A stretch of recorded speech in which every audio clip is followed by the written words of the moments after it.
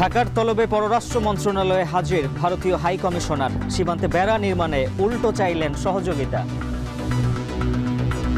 We have an understanding with regard to fencing the border for security. পূর্বাচলে অবৈধভাবে plot নেওয়ার অভিযোগে হাসিনা পুতুলের বিরুদ্ধে দুদকের মামলা। জুলুপের সম্পত্তির তদন্ত হওয়া উচিত, সাক্ষাৎকারে ডক্টর ইউনূস।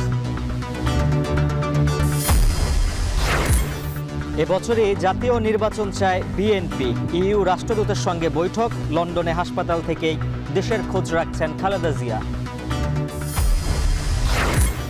এবং রাজধানীতে ব্যবসায়ীকে কুপিয়ে জখম করায় দুজন আটক। কাউকে 1 টাকাও চাঁদা নয় বললেন উপদেষ্টা আসিফ। বাড়ল সশস্ত্র বাহিনীর ম্যাজিস্ট্রেসি ক্ষমতা।